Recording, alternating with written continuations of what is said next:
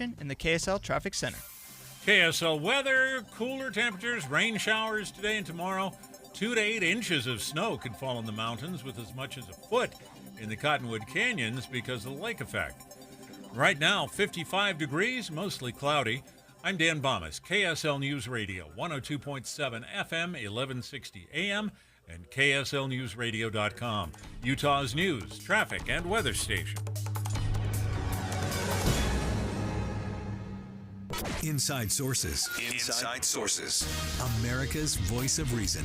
Boyd Matheson On Utah's home for elevated conversation. Inside Sources on KSL News Radio. The United States is calling for a proportionate response from Israel as it takes action to defend its country from Hamas terrorists. The United States isn't alone in that call. NATO and other European leaders are all asking Israel to respond proportionately and avoid escalating the situation. But we have to get beyond the headlines. Words have meaning, and the meaning matters. And will a proportionate, de-escalated response bring peace? Let's begin. Think you know the news of the day? Think again with Boyd Matheson on KSL News Radio. Well, it is time to think again. We have to get past the headlines, and I think it's time to lean into the tough questions and the conversation. And so with all this talk of proportionality and de-escalation, what is that? What does it really look like? And is it going to help or hurt the long-term cause of peace? Kevin Williamson is a national correspondent at the Dispatch. Beautiful piece today talking about the war on thinking in all of this. And Kevin, welcome to the show. Hey, how are you? Fantastic. And again, loved the piece in the Dispatch today because I think this is important for our listeners to really unpack this a little bit. It's so easy to get caught in the cliche game, and politicians and governments are so good at it. The media has become very astute at repeating it to where it almost seems like it's a real great strategy. But walk us through. What are we actually hearing? What does it mean? And what should we really be thinking about? Yeah, I'm not a military strategist, but I am someone who writes a lot about words and how words are used and how language is used, which is kind of my area. And one thing I really, really hate in public life is when there's something serious going on in the world and we insist on talking about it in some stupid and meaningless way, which is one of the things that we do with these words proportionate and escalation. So what would a proportionate response on the Israelis' part actually look like? So the Hamas guys come across the border and saw the heads off of X number of toddlers, and you go back and saw the heads off the same number of toddlers? I mean, that's just insane. You don't want a proportionate response. Proportionality has nothing to do with the actual situation. The same with escalation. I mean, what does that actually mean in this context? You're minding your own business one day at a music festival, and some people sneak across your border and massacre everyone. From not doing anything. These are all just ways of, trying to put the moral burden on the Israelis in a particular country. It doesn't fall on, in this case, Hamas and the Palestinian organizations. Yeah, and Kevin, I'm gonna have Bella do a quick troubleshoot. We're losing you just a little bit there. I don't want to miss any of these words because these words do matter. So if you're just joining us, we have Kevin Williamson on the line with us. He is a national correspondent for our friends over at the Dispatch, and we have heard so much over the last 48 hours that the response needs to be proportionate and it needs to de-escalate. And as Kevin just outlined and described it, what is proportionate? Does that mean equal for equal? I don't think that's what anybody really should be after. As Kevin described it, the senseless, brutal slaughter of children and toddlers and a host of others, that's not the answer. And so we have to look at what proportionate really means. I kind of look at it like if you have a cancer and it's making you sick, you don't go in proportionately and just deal with that cancer till you stop being sick for a day. You have to eradicate it. You have to get rid of it. You have to do everything in your power to make that happen and to get to the right result. It's the result that matters. And it seems to me that we are so stuck in this idea of proportionality and de-escalation at all costs. And as we get Kevin back on the line, I want to have this conversation with him as we move it forward. And Kevin, glad we got you reconnected there. I want to get to this portion of the de-escalation part of the cliche bag that's being thrown around everywhere. It's like in every headline, it's in every news report, every government official across the world is using it. And yet to me, that de-escalate at any cost, ratchet down, forever and for always in a box with a fox, it just seems like that is the order of the day, starting with the Biden administration and other organizations around the world. And it seems to me that is avoiding the real issues, and maybe things go underground for a little while, but as we've seen over the weekend, the issues don't go away, and they usually just manifest themselves in bigger and uglier ways in the end. Yeah, escalation is another one of those words that just raises the question, of what to what, from what to where. So escalation or de-escalation implies going from one place to another.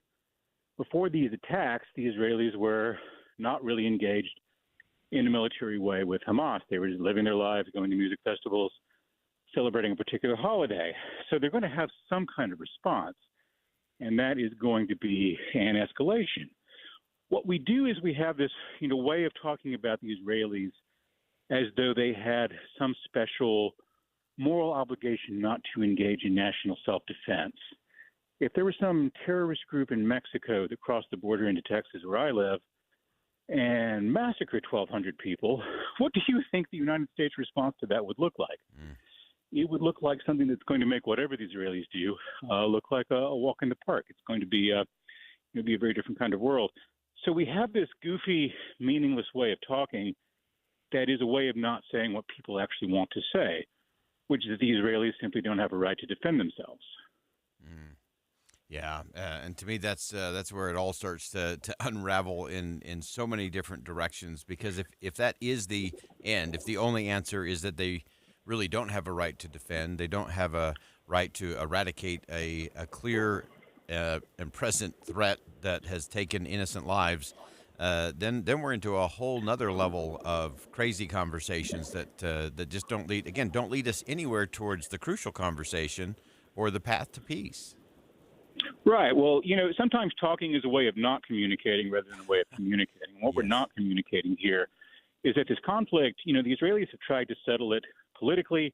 They've tried to settle it diplomatically. They've traded land for peace. They've tried to be economically helpful. They are the Palestinians' biggest trade partner, both on the export and import side. But the way the fight actually has to get settled, of course, is physically. It's not going to be settled psychologically or politically or morally. It's going to be settled by the Israelis taking away Hamas's ability to continue to carry out attacks on Israeli people and Israeli communities. And that's where the proportionality and escalation stuff all really becomes very silly, because the question isn't is X in proportion to Y, but does what they're going to do produce the outcome they want it to? And that's really the only main, consideration. And again, if it were the United States acting in our own national defense, we would understand this pretty easily. There's never really any question of proportionality when it comes to our national security. What we do is we say, well, we have this problem, and here's the thing we have to do to solve it. And, of course, we will try to minimize harms to civilians and collateral damage and all that sort of thing. But you're going to go out and do what needs to be done to solve the problem first and foremost. And that raises questions that people don't want to talk about, like, why do you allow Hamas to act as a semi-sovereign power? When obviously it can't be trusted to do that. But if it's not Hamas and it's going to be someone else, and that raises all sorts of difficult, thorny political questions about whether Palestinian sovereignty over Gaza is something that's politically and geopolitically acceptable at all in the long term, whether it's actually consistent with everyone's long-term peace and self-interest. Yeah, so important. I want to get to one last thing real quick with you before I let you go, and that is you actually talked in your piece of the Dispatch about how we can have two things be true at once, and that especially as it relates to that escalation component or that proportionality, there are some things that can be done, should be done, but again, we've just got to think about this a little bit different.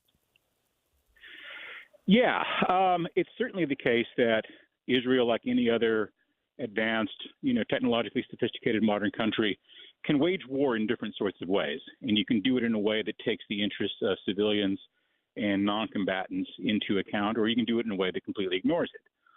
Israel has traditionally been pretty good about that sort of thing. You know, they go after these Hamas guys who are holed up in buildings somewhere, and they spend 3 hours calling the place first to tell them that they're coming, so that there won't be any civilians in there to get hurt when they, go in and do stuff. So that is something they've got historically a pretty good record on. That being said, the things that they're going to have to do to clear out this particular threat are going to involve almost certainly hurting innocent people, partly because, of course, Hamas puts them in the way. Right. That's the whole point of taking all these hostages.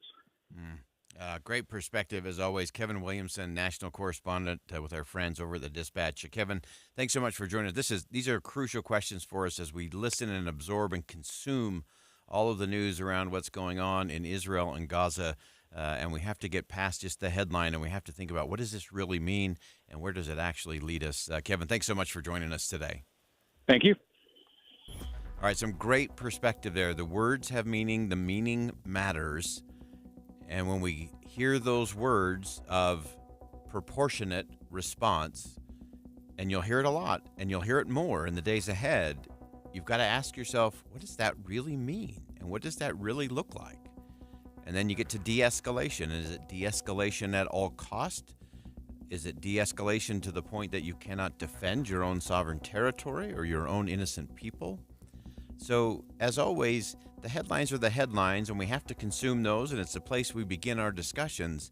But we have to think again about what that actually means, how it's actually applied, and especially as it relates to the Middle East, how does it help us get on a path towards not just a ceasefire, but a sustainable peace?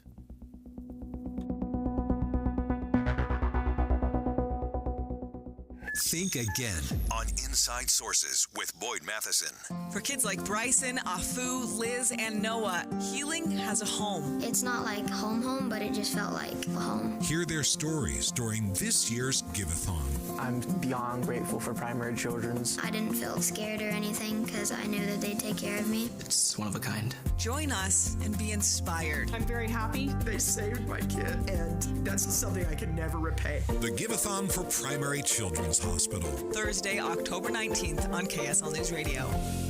Hey folks, it's Doug and Kathy with Window World. Doug, can you believe it's been 20 years? What's been 20 years? Well, since we opened our first Window World store. That is amazing. Our motto today is the same: quality products, professionally installed, backed up by our awesome warranty. And our team shares those very same values. Come see us today. We have stores in Murray and Spanish Fork for your convenience. Experience the Window World difference. Call 801-281-8111 or visit windowworldutah.com. And we promise no baloney. Do you have chirping smoke detectors? What's up, everybody? I'm Mike Wilson with Any Hour Services, and if you've ever experienced chirping smoke detectors, you already know how annoying it can be. A great first step to try and stop the chirping is to change the batteries. If the chirping continues, it's possible that your smoke detector has gone bad. As a matter of fact, a lot of people don't even realize that manufacturers recommend replacing the smoke detector altogether after 10 years. If you remove the smoke detector from the wall, on the back you should find a date of when it was made. Do a little math and you'll know how old it is. Now, Any Hour Services knows being a homeowner means you've got a list a mile long of things to do around the house, and check my electrical system probably isn't one of them. That's why we've put together this radio special for any homeowners listening. One of our licensed electricians will perform a comprehensive inspection of your electrical system that includes testing those smoke detectors and give you a full written report for only $29. But you have to mention this ad when you call. Call Any Hour Services to schedule at 801-443-7300. 801-443-7300. Any Hour Services. Not completing high school is more of a social thing than it was an academic thing.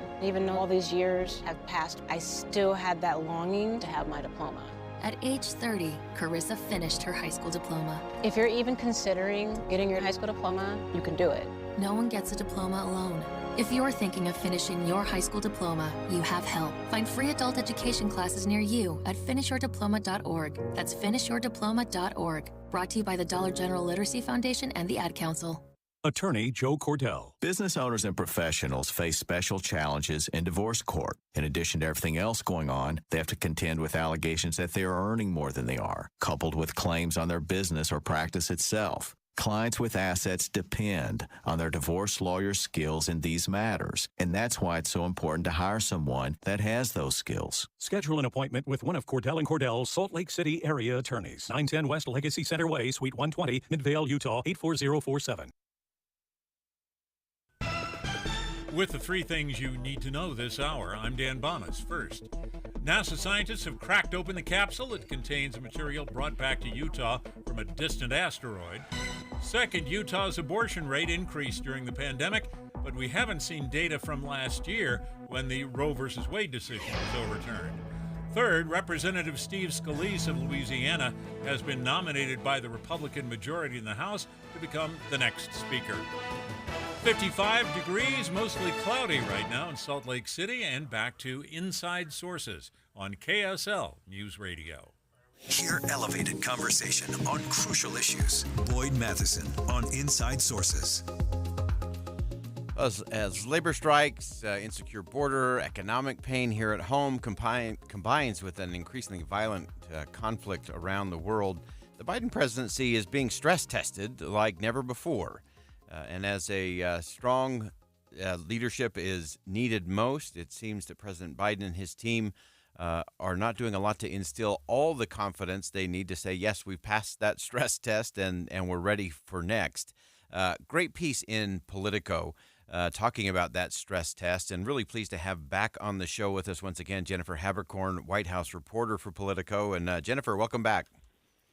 Thanks so much for having me, Boyd. This is a fantastic piece, and we love to look at the nuance of all of this. And again, we don't care if people love the president, hate the president, or anything in between. This is important from a leadership standpoint. So kind of walk us through, what are the stress tests going through, and how is it helping or hurting his case for re-election and power in the presidency? Yeah, absolutely. I mean, you just look at what's going on in the world right now. I mean, the war in Ukraine has been going on over a year.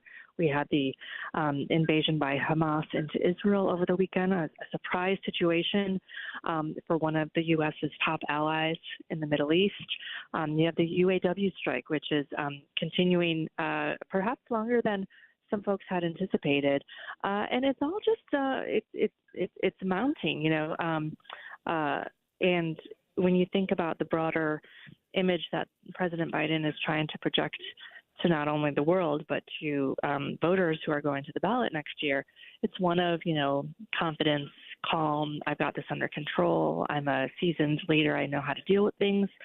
To your point, you know, whether you think he's good at this or not, this is a lot going on in the world that is putting pressure on this president in the Oval Office. Yeah, and as you look at the administration, you know, one of the criticisms of the administration, again, not on the political decisions, but just on the process part of it, that they do seem to struggle a little bit of taking in new information, new situation, assessing that, developing a strategy, rolling it back out, communicating it. That process seems slow, and it does feel, and you pointed this out in your piece, that sometimes it just feels like the administration is overburdened. And again, that's not helping develop confidence from the American people or from allies around the world.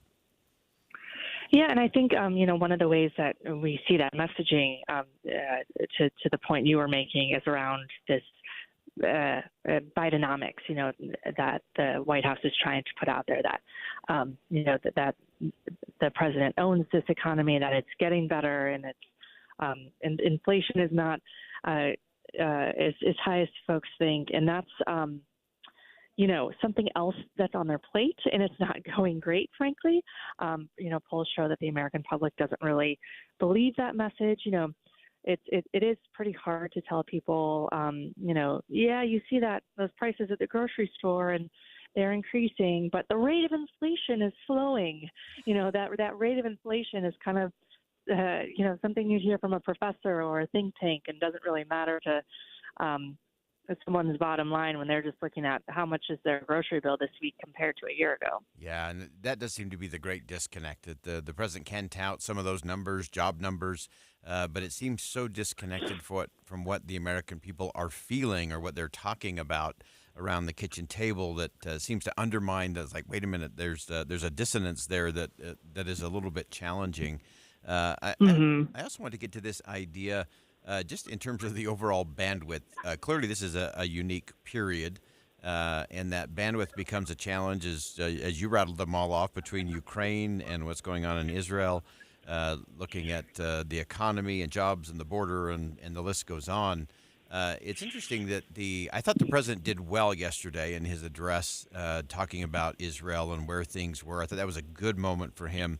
But for the most part, he's kind of been out of sight and kind of behind the scenes, where normally you would expect to see a president a little more front and center, a little more maybe interacting with colleagues in Congress and trying to bolster things a little bit more. Any sense in terms of just the bandwidth issue, and is that becoming part of the big burden? Yeah, that was something that we heard right away from Republican critics is, where is Biden publicly? That, we need an aggressive showing that the U.S. is ready to stand by, one of our closest allies in the Middle East, Israel, when they're under attack. And, critics wanted to see the president give a vocal address, and he did that. Today he's going to be appearing at appearing with some Jewish community leaders in kind of that vintage Biden as a grief counselor, which he typically does very well in. So it's clear that the White House is trying to address that criticism. And then I think to your question on bandwidth, what I often hear when we talk to advisors is that the presidency is about walking and chewing gum. This week was set out as a week to talk about the economy. I'm at the White House today. There was an event that the president appeared at to talk about junk fees and getting rid of junk fees, which of course very popular with consumers. But it when you split screen that with what's happening in Israel, it looks a little it looks like there's a bit of a disconnect. And what we often hear is that the presidency is about having to do both things at once, or in some cases, more than two things at once. Yeah, exactly. And this week it's more like about 12 things at once. It seems. Yeah. It seems to be for sure. Is there any chatter or any of your conversations behind the scenes with those on Capitol Hill and at the White House in terms of kind of the staffing component to all of this? We often talk about it on the show in terms of, again, Republican or Democrat alike. It usually comes down to good staffing. And is it that the staffing isn't able to respond as rapidly as the president needs? Are there any rumblings in terms of the way the team is structured or the way the process is flowing? Any sense there at all? That's a good question. I haven't heard that come up. The White House is. One of the issues that comes to mind is we have on Capitol Hill, there's a backlog of nominees, mostly military nominees who can't get through. That's been raised, but inside the administration, that hasn't become an issue as far as I know. Great perspective as always. Jennifer Haberkorn, White House reporter for Politico. Great piece in Politico. You want to check that out. And Jennifer, I know it's a very busy week for you as well, juggling about 27 different things. But thanks for making time for us today.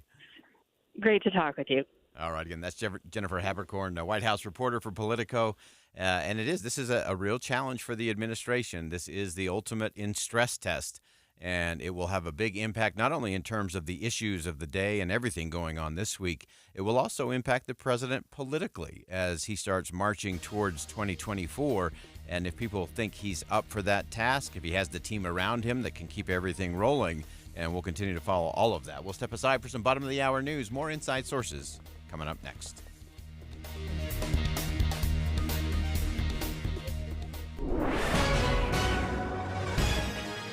It's 1:30 at KSL News Radio. I'm Dan Bonas. KSL's top story this hour: House Speaker Brad Wilson is being sued by a former employee. KSL News Radio's Jessica Lowell has details. The lawsuit accuses House Speaker Brad Wilson and the home building company he co-founded of fraud and breaching a contract. The suit is from David Peterson, the former CFO of Destination Homes. He says he lent the company more than $400,000 and Wilson wouldn't pay the interest on the loan. He also says Wilson broke a deal that would have gotten him stock in the company. Wilson's about a month away from not being Speaker of the House any longer. He's done on November 15th to focus on his run for the Senate. Wilson's campaign says the lawsuit is baseless. They say it's an attempt to smear Wilson and hurt his political campaign. Tonight, Republicans in Utah Senate District 22 will hold a caucus to replace outgoing Senator Jake Anderegg. Anderegg submitted his resignation last month. He served 11 years in the state legislature. The candidates will speak tonight at 7 before the voting begins, and KSL at Night will be broadcasting live from the caucus site. They're hoping to speak to the new senator before the show ends at 9.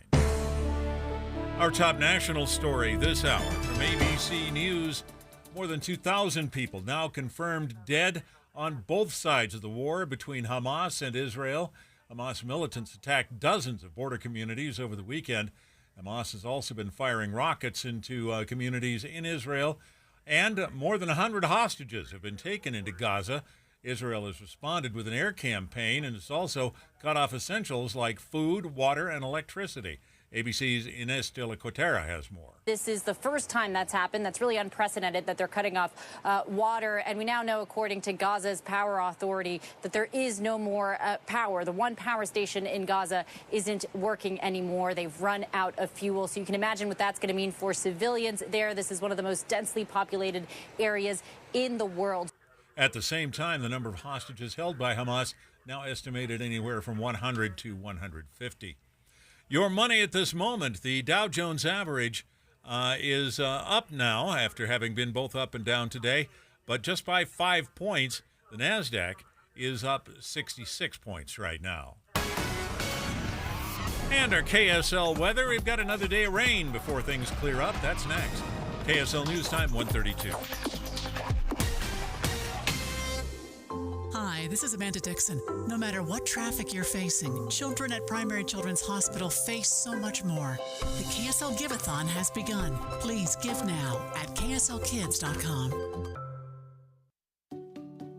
Lennox Technology and the people who stand behind it. That's what you could expect when you work with your local Lennox dealer. Call Climate Services. Your Lennox system. Your Lennox dealer. They are truly perfect together, working together season after season to maintain your home's ultimate comfort. For a limited time, get up to $1,500 in rebates, or qualified buyers make no payments, incur no interest for 6 months when financing a new Lennox system, plus receive up to $3,200 in federal tax credits. Working with Call Climate Services means you're choosing the best in the business. Call today at 801-298-4810, 801-298-4810, or visit online at callclimate.com. Callclimate.com. Conditions apply. See dealer for details. Dealer license number 35823455501.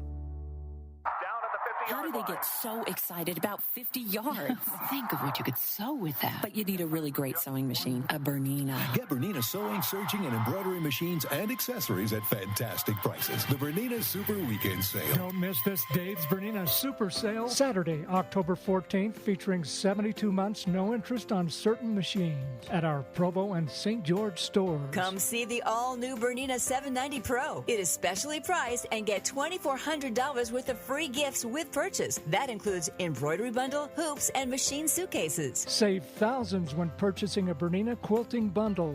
Also get free gifts and discounts when you buy a Bernina 770 QE Plus and the L890 Serger. Amazing bargains on previously owned machines while they last that come with warranties. Check out our classroom trade-ins and special event demo machines. Dave's Bernina, 691 East St. George Boulevard and 2017 North 550 West in Provo. We're going abroad for the first time in years, to Spain. So we started using Babbel. And started learning Spanish fast. With Babbel, you can start having conversations in another language in just 3 weeks. ¿Cómo te llamas? ¿Cómo te llamas? When you learn a language, you want to actually use it. Babbel is designed with that goal in mind. In just 3 weeks, we're starting to have conversations in Spanish. Gracias, Babbel. Babbel, language for life. Now try Babbel for free at Babbel.com. That's BABBEL.com. Looking for fabulous food, atmosphere, and tradition? Make your reservation at Five Alls Restaurant. Now open Wednesdays. Perfect for a romantic dinner, birthday, or anniversary celebration. You'll love dining at Five Alls. Traffic and weather together, brought to you by Granite Credit Union's new Dividend Plus checking account. Here's Josh Kitchen. We do have a multi-vehicle crash in Provo. That's at southbound I-15 on the 265 off-ramp Center Street. You'll see the vehicles and emergency crews off the left shoulder as you exit. Outside of that, Valley freeways from Santaquin to Ogden are delay-free, looking at good speeds throughout. Your one-tank trip starts in Cedar City, Parowan, and Bryan Head. Scenic byways, fabulous fall colors, live theater, mountain biking, chairlift rides, ATVing, vibrant art, food, and downtown. Visit cedarcity.com. I'm Josh Kitchen in the KSL Traffic Center. KSL weather, we'll see cooler temperatures with rain showers today and tomorrow. And then 2 to 8 inches of snow up in the tops of the mountains, as much as a foot where we have the lake effect in the Cottonwood Canyons. And right now, 55 degrees, mostly cloudy. I'm Dan Bomas, KSL News Radio, 102.7 FM, 1160 AM, and KSLNewsRadio.com, Utah's news, traffic, and weather station. Inside Sources. Inside Sources. America's voice of reason. Boyd Matheson. On Utah's home for elevated conversation. Inside Sources on KSL News Radio.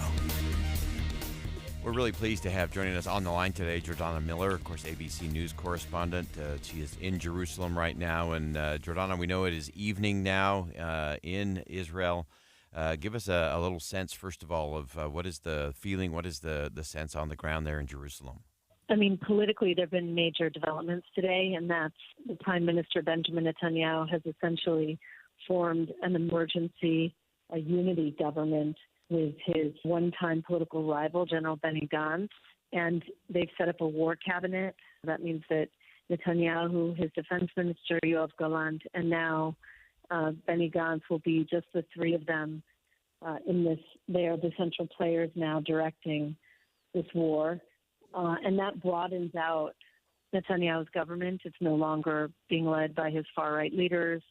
As a matter of fact, the most controversial leaders in his government, that is Ben Gvir, who's the national security minister, and a finance minister, Bezalel Smotrich, they actually will have no role in the security cabinet or war cabinet. So I think for the country that really means a lot, because people here need to feel like not only are the citizens coming together to fight what looks like is going to be a war, but that the different sides of the political spectrum are also coming together in a unified effort, to win, whatever that means. Yeah, it's so fascinating to see all of that unfold. Of course, Prime Minister Netanyahu has faced protests in the street over his moves as it relates to limiting the power of the judiciary. And as you mentioned, he has been pulled far more from the right extreme end of his party. And clearly this unity government sort of sets a reset button, so to speak. The question that I have is this likely to hold beyond the immediacy of the now? Obviously, there's still a lot of questions that the Prime Minister has to answer, both in terms of the judiciary, but also in terms of how he might lead moving forward. Well, I think, first, this National Emergency Unity Government essentially kills the judicial reform. I mean, that's just now going to go to the bottom of the list of national priorities. Now, I'm sure this is not how Netanyahu wanted to get out of that difficult place, but that is what has happened. He's now firmly in control of the government instead of being pushed and pulled by these very far-right partners on a, obviously, effort to overhaul the judiciary here that was so divisive. What I find really astounding is that in literally 24 hours, a country that has been deeply divided for the last 9 months, with tens of thousands of people in the streets every weekend and during the week whenever there were votes in the parliament. In 24 hours, people put that all aside, including the special forces units who were, boycotting service. Right. And the country has really come together. Yeah, to me, this is one of those classic things where the community and culture lead and the politicians follow. And even those who are still very skeptical of the Prime Minister in terms of his intent and kind of the long game of all of this, for the citizens to say, no, this is the time to come together, for Netanyahu to respond, to bring in Benny Gantz, his longtime foe. To me, that's an extraordinary shift, Give us a sense as you talk to people there in Jerusalem of that feeling. What is it that is what is it that's really driving, or what's underneath that, kind of from a headline standpoint, in terms of what people are experiencing and what they're anticipating or hoping for as both the people and the government try to move forward? Well, I think the brutality and the savagery of Hamas's surprise attack triggered something very deep here in Israel, where the Holocaust really is like a shadow over this country still. And it reminded, the older generation of what Jews have gone through, of even why, they came back to this land, why they fought so hard over the decades. And despite the ongoing, obviously, and unresolved issue with the Palestinians, for Israelis and for Jews, that attack has really shifted people, and it has brought them back to a sense that we have nowhere else to go, right? That's what Israelis say. In Hebrew, the phrase is, Ein lanu eretz acher. There is no other country for us. So we don't have a choice. We have to, quote unquote, win or defeat Hamas now. And I think, to be honest, for the last decade, Israeli leaders, and by the way, primarily Prime Minister Benjamin Netanyahu, who was in power and directing the policy on Gaza, there was a sense that, let's try to appease or keep Hamas happy on some level. We'll help them. We'll give them more permits to work here, and we'll open the border more often, and we'll get Qatar and other people to give them millions of dollars, and we'll try to keep them quiet, and somehow, maybe they'll moderate their position over time. And, well, I think, Saturday's attack was a real wake-up call, and now the only option that the Israeli leadership is putting forward is we need to actually finally get rid of Hamas, and whatever that takes and however long it takes, we're going to do it. Yeah, it's such a fascinating shift. There was so much, as you described it, Jordana, that appeasement and, ratchet everything down almost at all costs, and really in this idea of keeping the peace as opposed to making the peace, and then recognizing just the savagery of that, to where it's like, okay, there is no just peacekeeping in this. You have to eradicate the cancer of this component if there's ever going to be any kind of lasting peace. Right. Give me a little sense in terms of all the reports have just had this feeling of kind of that heaviness, that angst, that fear that comes, as you said, with the shadow of the Holocaust still there. Give me something that you're looking for as you interact with people, as you see kind of the reality of where they are and where things are likely to go. Where's the sense of hope in that, and that sense of solidarity that gives them confidence to move forward? Well, I do think I've talked to, there are a lot of people I know whose husbands and sons have been called up for reserves and they're serving. And I've said, what's the feedback? And the motivation is extremely high among the Israeli fighters and those that are going back to the army, whether those are pilots or intelligence people. Or there is a sense that it is just horrifying what they did to all these families in the South, children, and mutilating babies and raping women and taking Holocaust survivors as hostages and slaughtering people. I mean, there were 260 bodies found at that rock festival, that music festival. There's a sense that we need to get rid of these people. And so I think, the sense of hope is that ultimately people here believe Israel will be victorious, whatever the goals are. And right now it's a high bar to get rid of Hamas, but everyone seems united in the cause. And they're angry. I'll say that too. Yeah. So there's some anger that's now coming up, because how did Israel miss this? How did it take so long to get down to the front when people were sending desperate text messages to everybody they knew, including anchors and reporters who cover that region by the Gaza border? And this is Israel. It's a small country. You go down as a reporter, people give you their number, you give them their number, and it was easy for many people down there to text reporters and say, hey, I'm locked in my in my safe room, I can hear gunfire outside. Get someone down here. And it took many hours. I mean, it took over 6 hours for the Army to really get down there, which is a long time. Wow. And then let me ask you just real quickly before I let you go, Jordana, that how are people feeling in terms of the support they're getting internationally from the United States, in particularly? There's always, of course, these calls for proportional response, which is a little mind-boggling for me when you're talking to these kinds of atrocities. What's the sense there in Jerusalem tonight in terms of the support they're getting or not getting, or what they hope to get from the international community, including the United States? Well, I think the support of the United States is tremendously important for Israelis. They feel reassured. They feel supported. They feel like someone has their back. They feel like if things get to a really dangerous point, well, America will be there to help defend Israel.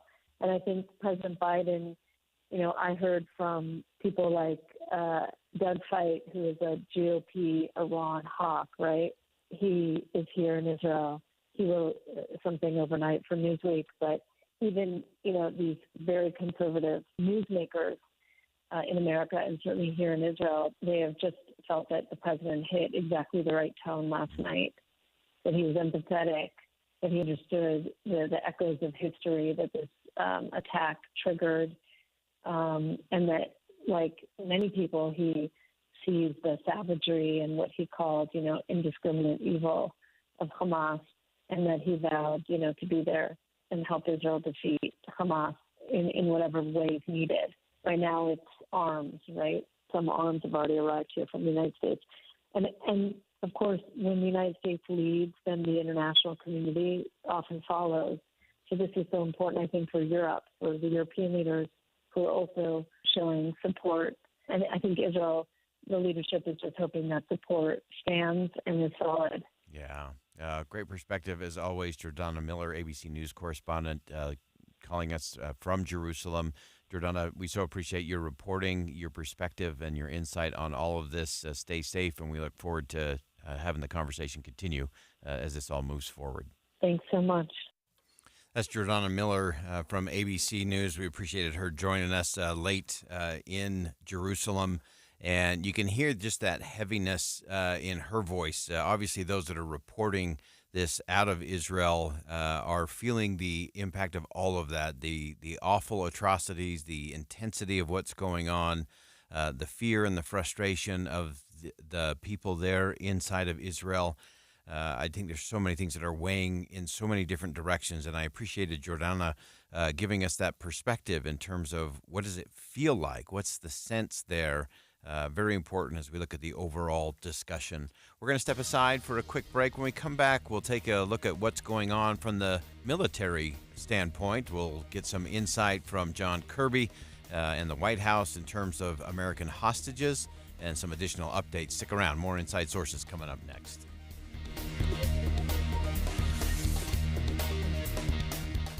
The crisis in Israel is worsened by a crippled U.S. house. This is the worst attack on Israel since the Yom Kippur War in 1973. Gaza has now been completely cut off. Funding is expected to increase. The Speaker of the House Pro Tem is unable to do things that would be helpful in terms of aid and support. Can the White House and Congress respond? And should they? Listen for updates all this week.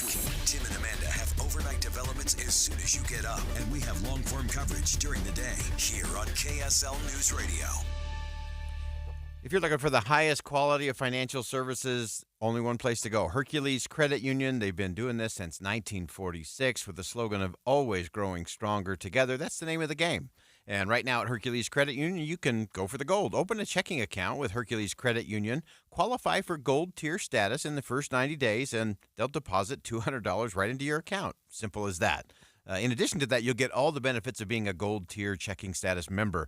You'll get the ultimate in identity theft protection, travel benefits, cellular care coverage, and a host of other benefits, all from our friends at Hercules Credit Union. Again, open a checking account, qualify for gold tier status. They'll deposit $200 into your account. You can find a branch wherever it works for you. Taylorsville, Harriman, Riverton, or Salt Lake City. Or, as always, with our friends at Hercules Credit Union, you can find them online. Check it out at HerculesCU.com. That's HerculesCU.com. Do you hope to retire in the next 5 years? Given the challenges with our economy, it won't be easy. Learn how you could overcome these challenges at a free educational event featuring retirement expert Tom Hegna. Tom Hegna has written 5 books on retirement planning, and he's been featured in Forbes, The Wall Street Journal, and Yahoo Finance. Tom will share his 7 specific steps that can make your money go a lot further in retirement. It happens on Thursday, October 12th at 6:30 p.m. in Salt Lake. And it's hosted by Boss Retirement Solutions, a 5-time winner of Utah's Best of State Award. Reserve your free ticket now by calling 801-435-8840. That's 801-435-8840. 801-435-8840. Advisory services offered through Boss Retirement Advisors, an SEC-registered investment advisory firm. Insurance products and services offered through Boss Retirement Solutions. It is October. It's the beginning of the holiday season. Hi, this is Doug Wright. I want to talk about my friends at the Western Nut Company. They have been part of our family traditions now for years and years. They've been around almost 60 years, and you're going to find so many wonderful things for this time of year, any time of year. Let's talk about Halloween. It's just around the corner. All kinds of wonderful goodies for Halloween. Maybe you just want a big bowl of nuts to have there while you're watching the football game. Western Nut can take care of it all with an amazing selection. Now, don't forget that Thanksgiving is just around the corner. Whenever you're invited to a special event like a Thanksgiving dinner, it's always a nice thing to take along a hostess gift. They have a selection of items sure to please your hostess. Corporate giving. This is so important, and Western Nut, they are the experts. Make sure that your clients and your great customers and friends and neighbors have the very best from the Western Nut Company, 434 South on 3rd West, or go to westernnut.com. Hey guys, do you know what makes Revive Men's Health Salt Lake City different? You. Every Revive treatment and medication is personalized just for you. Revive has the experts that guys go to when their current treatment isn't working. They have a complicated medical condition, or they're just not happy with their daily performance. Since 2011, they've helped thousands of local men suffering with the symptoms of low T and ED. Their goal is simple, to get to the bottom of your issues and fix them. Your best performance requires more than generic ED medications or a low-dose testosterone booster at a low-ball price, like you find online. Revive medications are custom compounded, affordable, and guaranteed to resolve your issues. Stop dealing with the symptoms of low T or ED. Book your T-check and exam today. Call 801-263-7777. That's 801-263-7777. Or visit us at revivemenshealth.com. We have some breaking news. Israeli Prime Minister Benjamin Netanyahu is speaking to the Israeli people as the war against Hamas continues to rage on. Let's dip in and take a listen. Following Biden's words, a great deal of ammunition is coming and will be coming to Israel. We are fighting with all our strength on all fronts. We have moved over to the offense. Every Hamas member, and they are ISIS, they will be destroyed. The way we destroyed, the world destroyed ISIS, we will do that with Hamas. I ask you all to support the fighters, the warriors. All the people of Israel are behind you, or the nation of Israel. And I tell the citizens of Israel and to my colleagues here, and I tell all of you, each one will help. In the words of the prophet Joshua, each one will help each other. The nation of Israel lives, and together, unified, we will win. You've been listening to a translator there, Benjamin Netanyahu, speaking to the Israeli people, talking about what is going on, that they are fighting with all their strength and all their assets. He mentioned the aid that was coming from the United States in terms of reinforcements and additional supplies, especially for those critical missiles in terms of replenishing what is known as the Iron Dome, their defense system, to shoot down the rockets that are being shot out of Gaza towards Israel. The Prime Minister also pointed out just the atrocities, the brutality of Hamas, and that they did need to be eradicated, that they would be destroyed just the way the world destroyed ISIS after their horrific acts, that Israel and partners intends to do the same as it relates to Hamas. Also interesting on a day like today where Prime Minister Netanyahu has declared a unity government. He has brought in his closest rival in previous elections to be part of a unity government, which will free Benjamin Netanyahu from some of the right-wing components of his current coalition government, and able to deal specifically with the issues that are going on today and dealing with these brutal attacks from Hamas on Israel. And so we'll continue to monitor all of that here on Inside Sources and on KSL News Radio throughout the afternoon. We do have you covered on all fronts, and we'll give you up-to-the-minute updates as things progress as we move along. We'll step aside for just one more quick break. We'll come back with more Inside Sources coming up next. KSL has your tickets for Taylor. We're filling a Megaplex theater full of Swifties, and we want you there. Listen for the keyword weekdays at 8:45, 11:45, and 3:45. Then text it to 57500 for your chance to win.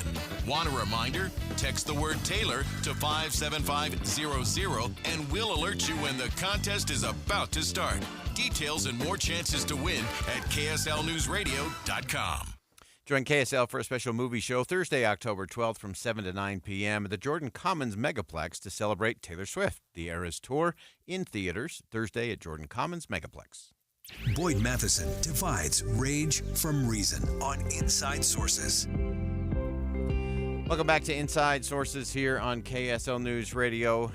Lots of breaking news happening today, from what's going on inside of Israel to what's happening inside the halls of Congress in our nation's capital. So many things going on, and we're going to keep you covered on all of those and keep you in touch and in tune, not just with the headlines, but with what's underneath that. The nuance questions is where we always have to get, and so we'll continue to do that as we march through the afternoon.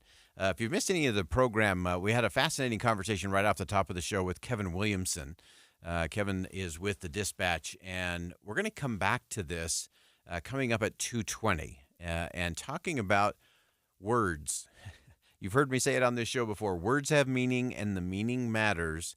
And often when we get into a situation like we are in now as it relates to Israel, that we end up using words that actually prevent us from having the conversation. And so we get to a lot of the cliches that are going along, and some of those in particular that we're hearing just over and over and over again are proportionate, that Israel should have a proportionate response to what Hamas has done. We should really think about what does that actually mean, a proportionate response. What is the virtue of a proportionate response? And what does that actually mean? And what does that actually look like? We've got to get to that question. Looking at the word de-escalation. Now, what we don't want is we don't want to escalate. But sometimes, again, those things are preventing us from having the real conversation or addressing the real root causes of the issue. And if we become so passive or so passionately pursuing the avoidance of conflict, we're going to have more conflict. And it comes back to leadership and leadership communication, making the case to the people, whether it's here in the United States, the people of Israel, our allies, or our enemies around the world. What we say can and will make a difference for the future. We'll step aside for some top-of-the-hour news, but don't go anywhere. A jam-packed hour number 2 is coming up next right here on KSL News Radio. We'll be right back.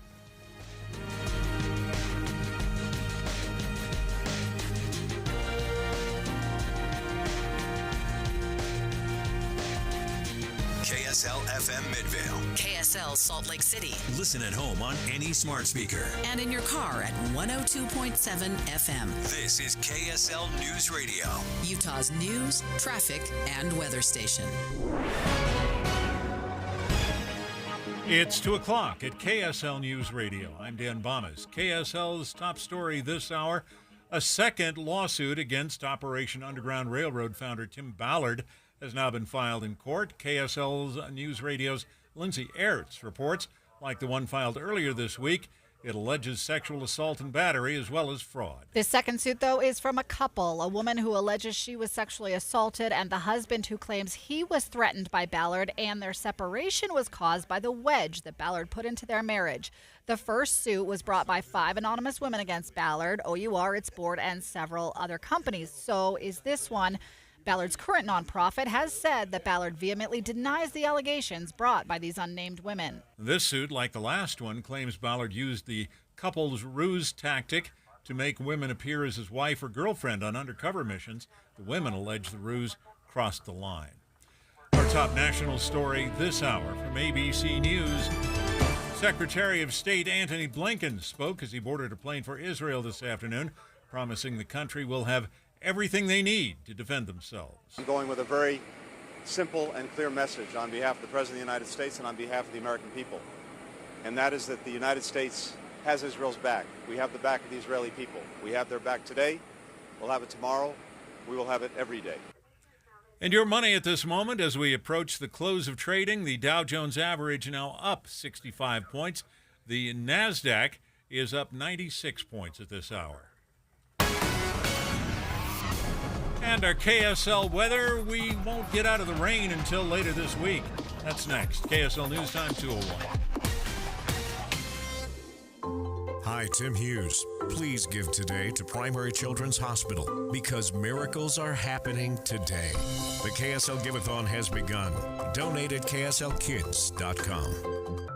Les Olson IT is your source for top quality technology. We carry the latest desktop and laptop PCs in stock, configured to your specific needs, and backed by our award-winning support team. And if your business demands high-performance hardware, we offer custom-built computers that can tackle any task. We also offer great computer accessories like monitors, keyboards, speakers, Fujitsu document scanners, and more. Get a quote today.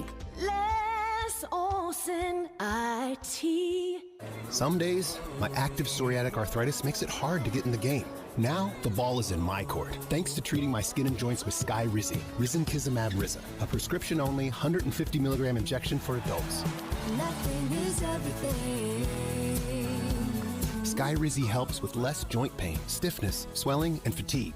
For those who also have plaque psoriasis, 90% clearer skin is possible with just 4 doses a year after 2 starter doses.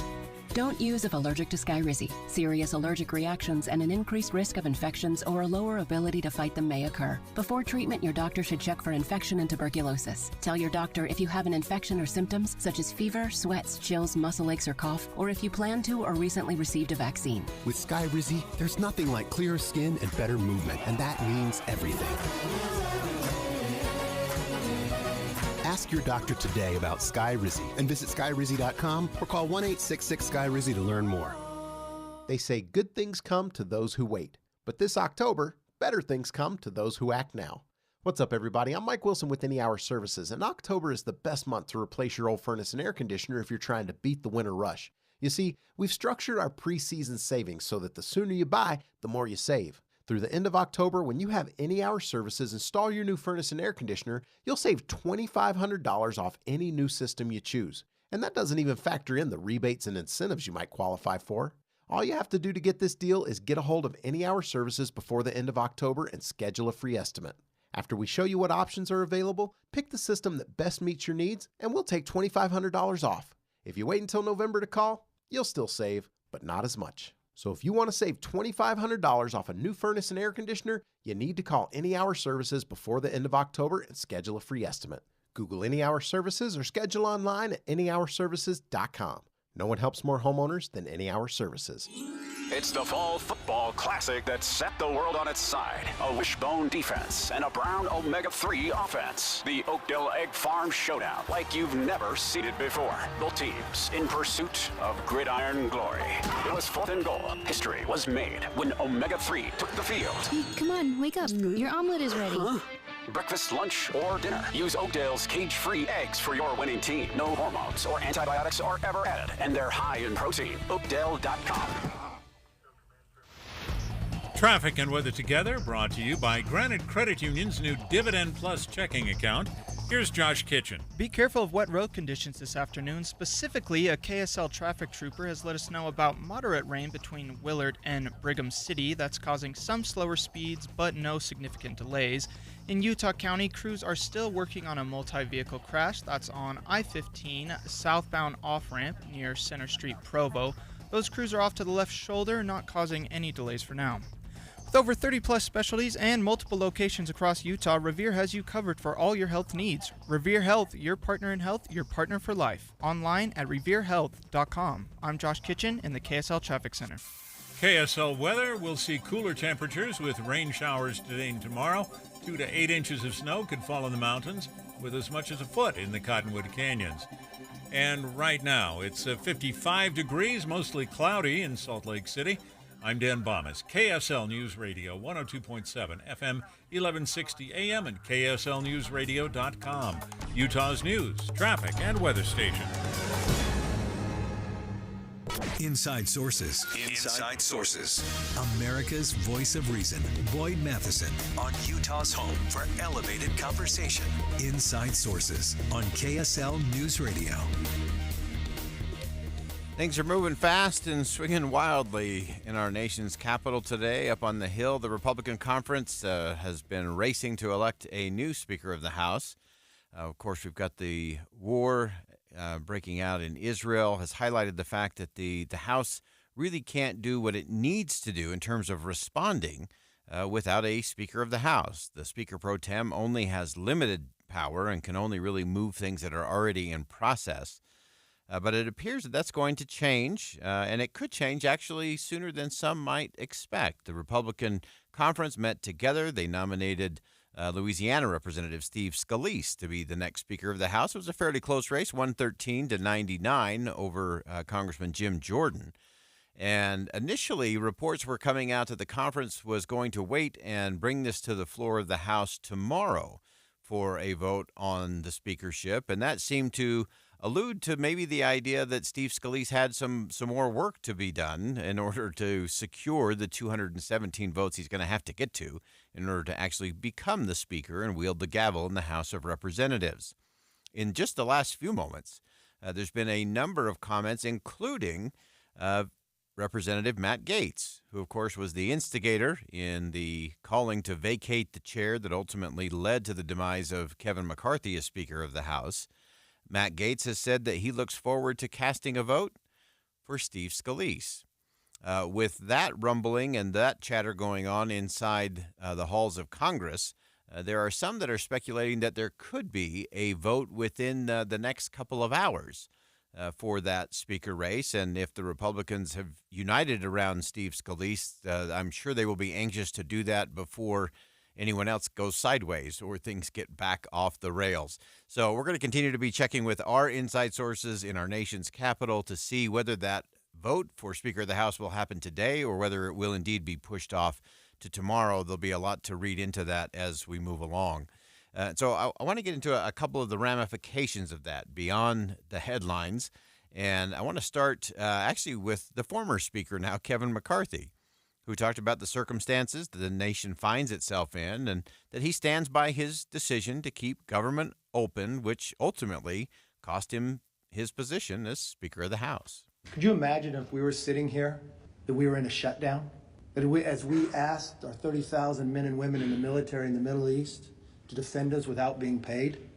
That the question around the world of what was happening here today, that's a decision by the conference. I'll allow the conference to make whatever decision.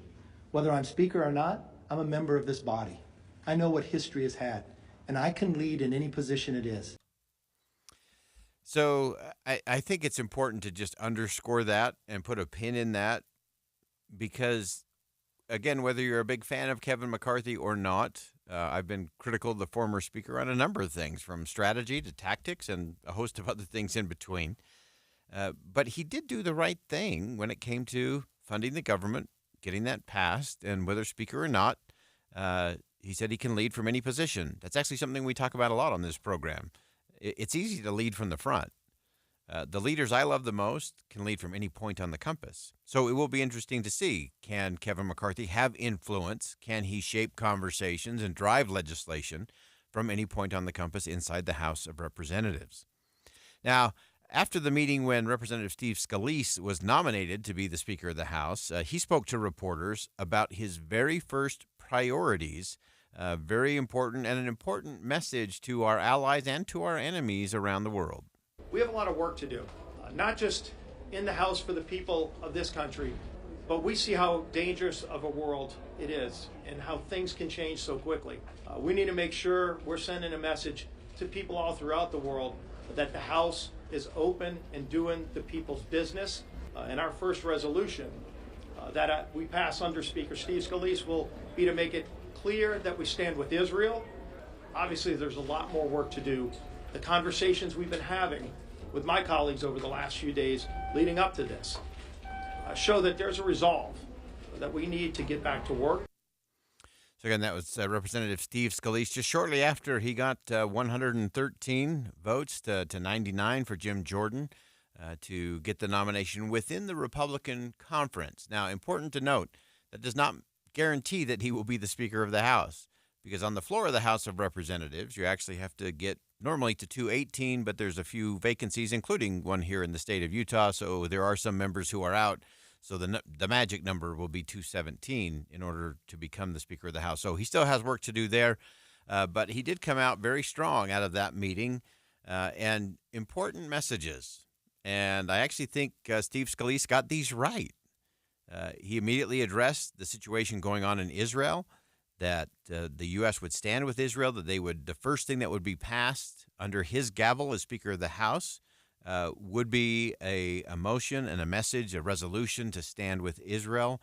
And so I think that was an important message, not just to our allies in Israel and to our allies in Europe and other places. That's also a message to Iran, to Hamas, to Vladimir Putin, to President Xi in China, that the House is ready to do the work and that we're going to stand for freedom and we're going to stand for those allies. That's an important part of that conversation.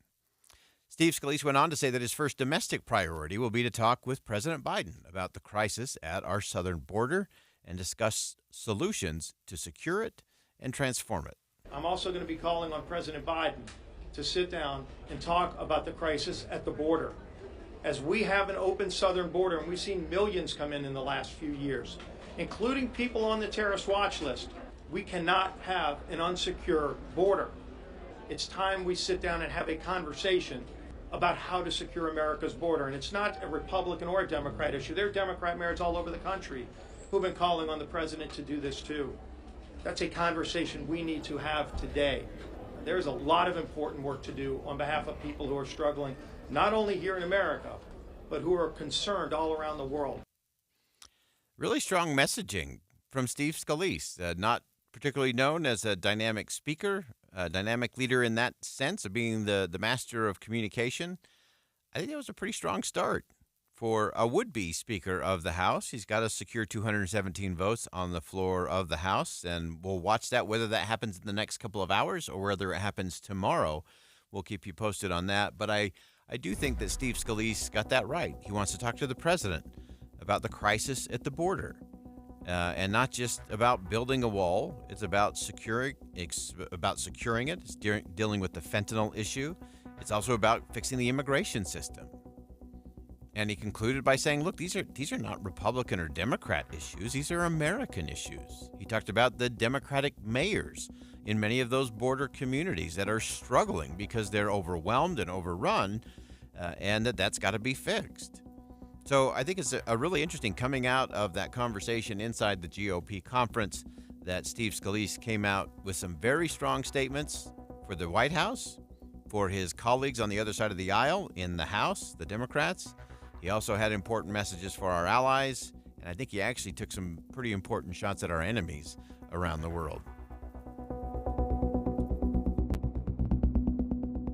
Think again on Inside Sources with Boyd Matheson. Football and camping has Bish's RV fired up for fall, and we're ready to tailgate our tails off during the Bish's RV Ultimate Tailgating Sale. October 19th through the 21st, we're hosting the biggest tailgating sale ever, just in time for homecoming. We're bringing you all the fall clearance RV deals, like blowout pricing on all remaining new 2023s, payments starting as low as $140 per month on approved credits, and no payments until 2024 OAC. Go to bishes.com/homecoming to start shopping today. We've also got America's favorite floor plan, the Go Play 26 BHS travel trailer, on sale for only $24,995. But here's where things get really big. Come kick it with Chase Roberts and his teammates, October 19th from 6 p.m. till 8 p.m. for autographs, giveaways, and free food and family fun. Get fired up for homecoming at the Ultimate Tailgating Sale, October 19th through the 21st at Bish's RV in American Fork. Previously Stewart's RV, where memories begin. SDK number R73124, MSRP $38,356. Subject to prior sale. Payments based on 10% down, 9.24% APR for 180 months. Not all buyers will qualify. See dealer for details.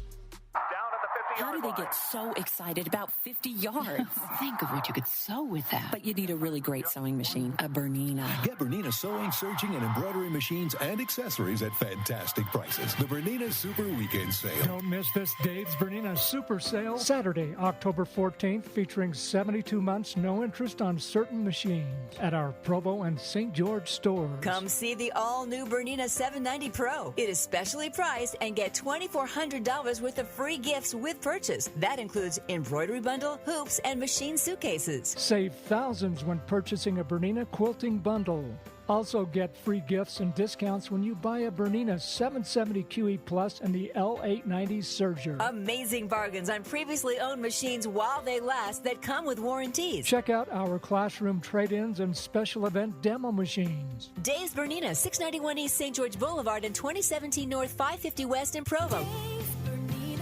I'm a big believer in investing into what the wealthiest people in the world invest into. But it's not easy to know exactly what that is, and it hasn't always been possible for regular folks like you and I. But that's changing. I'm Jeff Jr. with Trajan Wealth, and if you've done a good job acquiring some assets, now is the time to consider private equity. Private equity is ownership of private companies that aren't traded on the stock market and in most cases are very exclusive. Examples could include ownership of apartments or nursing homes, dental practices, solar farms, you name it. Why do so many billionaires invest into private equity? Because of historically low correlation to the stock market and historically higher returns. If you have a goal with your portfolio but aren't there yet, call Trajan Wealth today.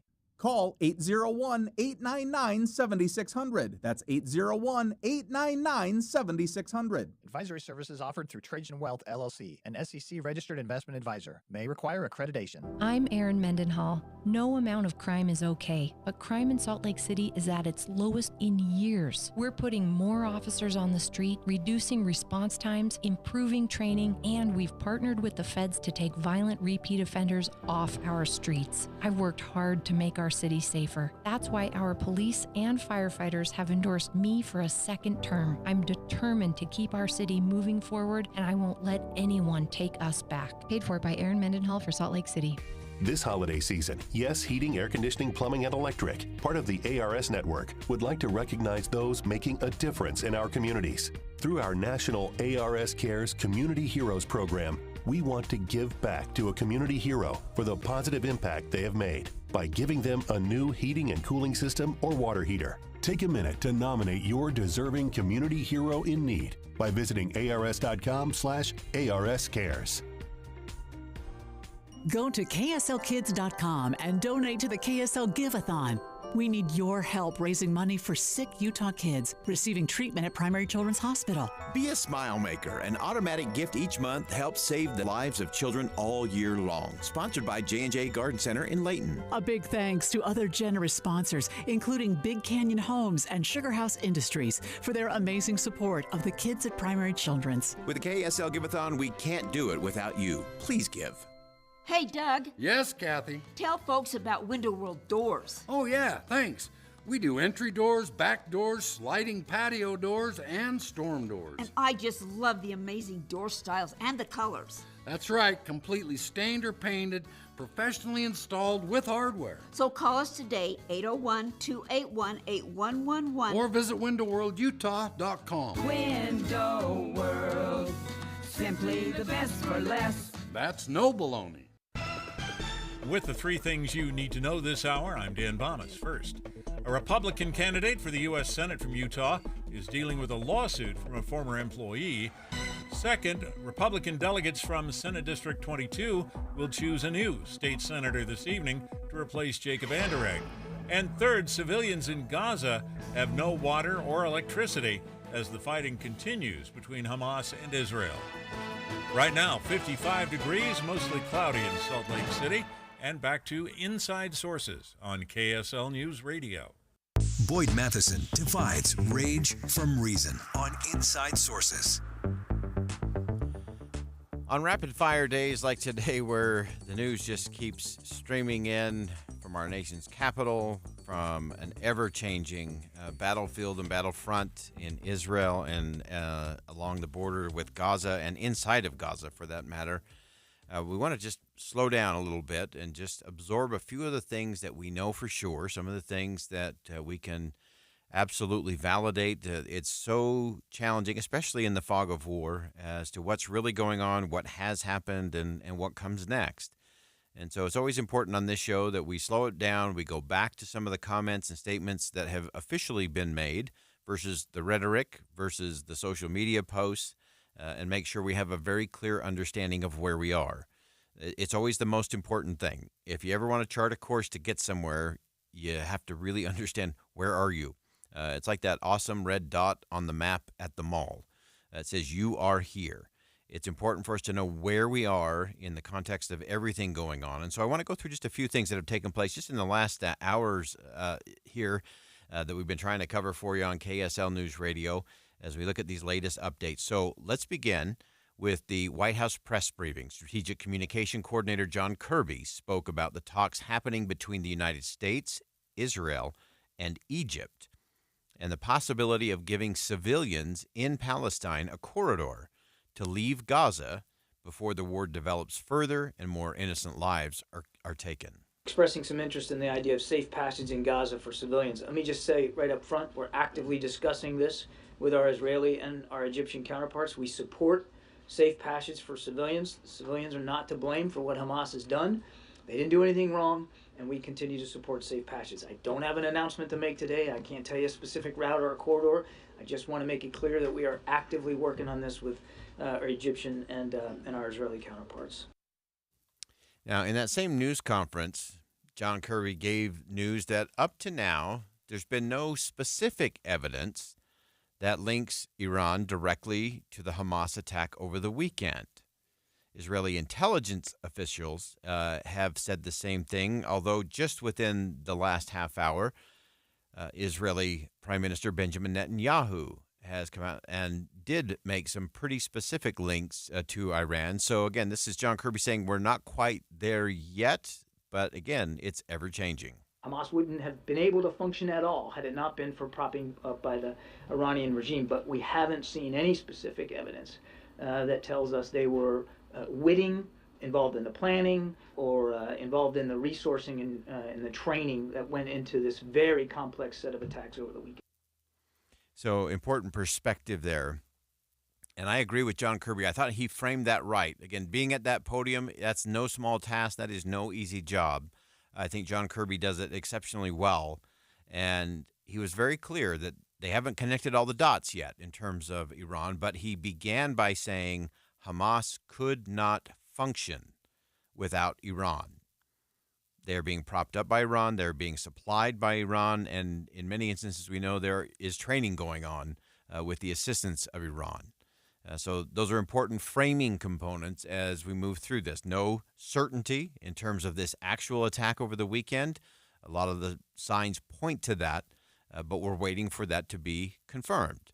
At the same time, we know without Iran, Hamas cannot continue to function the way they are. I think in one of the most sobering moments in the press briefing, John Kirby said we should prepare for news that the number of Americans killed in these attacks could go up. At the moment, we know for certain that 22 Americans have been killed. There are 17 that are still missing. We don't know, we simply don't know how many of those 17 that are missing are currently hostages of Hamas. Sadly, the numbers of Americans killed, murdered, has climbed. I think we all need to steel ourselves for the very distinct possibility that these numbers will keep increasing, and that we may, in fact, find out that more Americans are part of the hostage pool. And that raises a number of questions in terms of really the phrases we've been hearing all over today. Proportionate response. 22 Americans killed, 17 more missing, some of those likely to be hostages taken by Hamas. What's the proportionate response? What is the right response for the United States of America, both in tandem with and standing apart from the state of Israel? I think that's important that we get to that part of the conversation. Secretary of State Antony Blinken is actually on his way to Israel now to personally offer help to the Israelis and to aid in hostage negotiations. This is an important move by the administration. I think it's the right move by the Biden administration. Secretary Blinken spoke with reporters before boarding the plane, saying the military aid to Israel is already on its way. We're determined to make sure that Israel gets everything it needs to defend itself, to provide for the security of its people. Already, significant military assistance requested by Israel is on the way. That's on top of everything that we've been doing for years. At the same time, we anticipate there'll be further needs, further requests. We've already been working closely with Congress on this, and we look forward to continuing to do that to make sure that Israel has what it needs. I think that's important. I do think it's important for Secretary of State Blinken to go to Israel for both of those purposes, both to steel and galvanize that support, and also to be there to be part of whatever hostage negotiations there may be on the horizon. Also thought it was interesting that President Zelensky encouraged other leaders around the world today to go to Israel, to stand with Israel. And I thought that was an interesting call coming out of Ukraine, who, of course, is in the midst of dealing with their own challenges as Vladimir Putin and the Russian forces continue to assault the sovereignty and freedom of the Ukrainian people. Finally, I want to conclude with some additional thoughts from Secretary Blinken. This was, again, just before he boarded a plane to head to Israel. He stressed that the supercarrier group in the eastern Mediterranean Sea is there as a deterrent against further aggression by other countries in the region who might have some evil design. Second, we will be reaffirming the very strong message that President Biden has delivered to any country or any party that might try to take advantage of this situation. And that message is don't. The President has deployed, as you know, the world's largest aircraft carrier group to the region to make very clear our intent to deter anyone contemplating any further aggression against Israel. So as we listen to all of these leaders, again, from John Kirby to Secretary Blinken, we've heard from others in the military. The president, of course, spoke yesterday. We've heard from Prime Minister Benjamin Netanyahu just in the last hour, amongst other world leaders. There's always all of these different levels of communication that are going on. And the one thing that I have sensed today that has been a little different, there is both a sadness and a soberness that all of the politics that we usually engage in and get all amped up and ramped up about has been put on the shelf. If you missed earlier in the program, we were joined live from Jerusalem by Jordana Miller from ABC, and we chatted for a moment before we went on air, and I could just feel the heaviness of everything she was carrying as a journalist, as a reporter, dealing with the frustration, the anger, the fear of the Israeli people as they describe what they're going through, many who have lost loved ones in the most savage manner. There's all these different levels of communication that are going on. But I think the thing that is starting to seep in, and that I hope we don't lose in the midst of the geopolitical conflict of it all, is the humanity of it all and the dignity of human beings. Whether it's those that were savagely killed inside of Israel, whether it's innocent Palestinians who were caught in the crossfire of an uncaring Hamas who is out to destroy Israel. There are a lot of different individuals who have dignity, unique identity, that are all part of this conversation. It's not just numbers of how many soldiers and how many civilians have been killed or wounded. These are all brothers and sisters, mothers and fathers, friends and neighbors. And until we all start to reassess the dignity of our humanity and the fact that we are fellow travelers, we're going to continue to struggle to find the path to peace. We'll step aside for some bottom of the hour news. Don't go anywhere. More Inside Sources coming up next.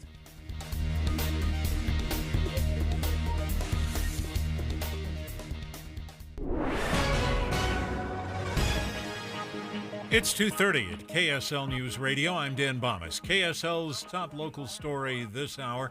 The Salt Lake County Health Department has identified 14 people who've become sick from an illness caused by drinking raw, unpasteurized milk. Nick Rupp with the department says bacteria in raw milk can make you really sick. Campylobacter can be very serious, particularly in people with other health conditions. It can even cause death, although that is fortunately rare. You are more commonly going to have gastrointestinal illness, diarrhea, abdominal pain, fever, nausea, vomiting. Health experts say anyone who chooses to consume raw milk should heat it above 165 degrees for a minimum of 15 seconds to reduce the chance of illness. The Utah County Food Pantry has won an award with enough money to create 13,000 meals. The Tabitha's Way Food Pantry was chosen from a field of 300 candidates for this year's Select Health Awards. The Daily Herald reports these are offered to groups that help the underserved. The prize is good news for Tabitha's Way, which says COVID-19 and inflation turned many donors into people who need help themselves. Our top national story this hour from ABC News. Speaking just before getting on a plane for Israel and Jordan, Secretary of State Antony Blinken confirmed one of the administration's goals during his trip is to determine if Americans are included in the hostages reportedly taken by Hamas. We have a number of Americans who remain unaccounted. We are working very closely with the government of Israel to determine their whereabouts and if they have been taken hostage by Hamas, to work to secure their release. At least 22 Americans were killed in the initial attacks by Hamas.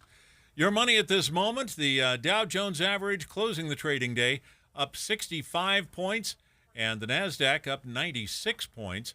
The S&P 500 was up 18. And our KSL weather looks like the rain is going to stick with us for another day or so. That's next. KSL News Time, 2:32. Hello, this is Amanda Dixon. The KSL Give-a-thon has started. My own family has been healed by the care and the love at Primary Children's Hospital. Take time today to give at kslkids.com. Do you hope to retire in the next 5 years? Given the challenges with our economy, it won't be easy. Learn how you could overcome these challenges at a free educational event featuring retirement expert Tom Hegna. Tom Hegna has written 5 books on retirement planning, and he's been featured in Forbes, The Wall Street Journal, and Yahoo Finance. Tom will share his 7 specific steps that can make your money go a lot further in retirement. It happens on Thursday, October 12th at 6:30 p.m. in Salt Lake. And it's hosted by Boss Retirement Solutions, a 5-time winner of Utah's Best of State Award. Reserve your free ticket now by calling 801-435-8840. That's 801-435-8840. 801-435-8840. Advisory services offered through Boss Retirement Advisors, an SEC-registered investment advisory firm. Insurance products and services offered through Boss Retirement Solutions. We're going to go live now to the White House. Second gentleman, Doug Imhoff, is making some remarks regarding Israel before President Biden speaks. Let's dip into that right now. Grandchildren, to teach them those same lessons. So I know firsthand how important it is to President Biden to preserve our Jewish history and to make sure that hate has no safe harbor in America and the world. As an American Jew, I am so grateful that in this moment of tumult and pain, we have Joe Biden as president and Kamala Harris as vice president. It is now my honor to introduce a true advocate for the Jewish community. Please join me in welcoming President Joe Biden.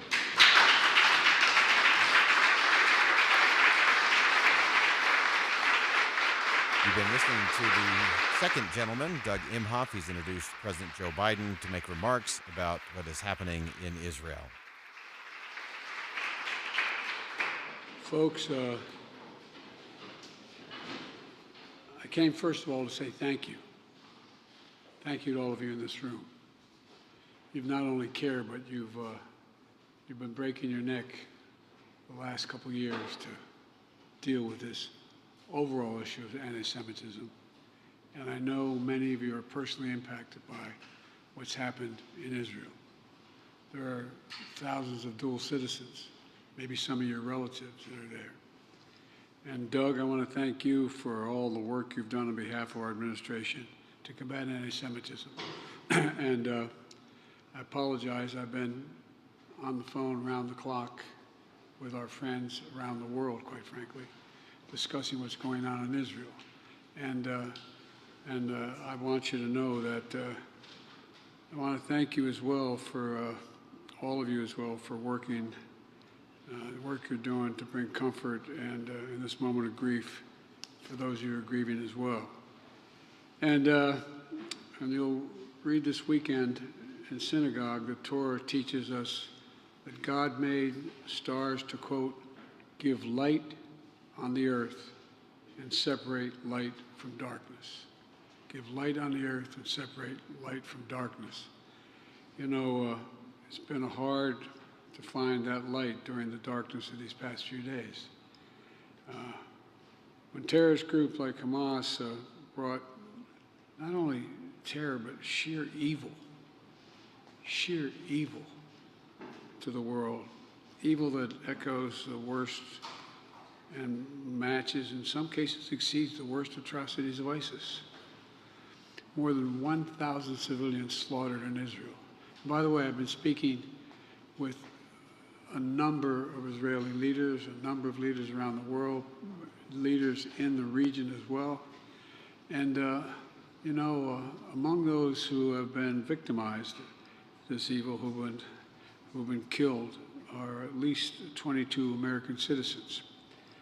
This attack was a campaign of pure cruelty, not just hate, but pure cruelty against the Jewish people. And I would argue it's the deadliest day for Jews since the Holocaust. The deadliest day since the Holocaust.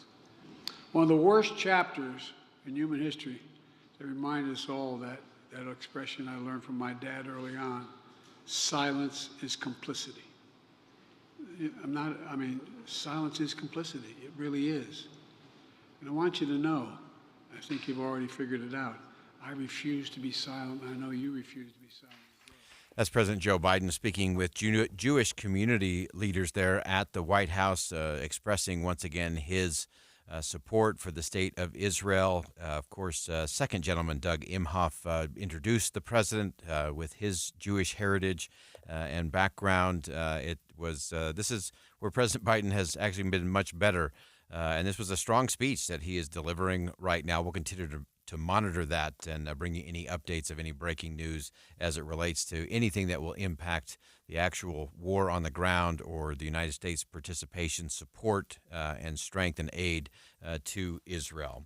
All right, we're going to continue on with our coverage with everything else that's going on in the world, including what has been happening in our nation's capital today as it relates to the House of Representatives. And as always, we're pleased to have on the line with us Representative John Curtis. And Representative Curtis, this has to be one of those head-spinning kind of days in the halls of Congress. You have the conflicts within the Republican conference trying to get to a speaker. You have issues going on around the world and so much work that needs to be done. Just give us a sense, first of all, of just kind of the feeling. What is the mood there in the halls of Congress today?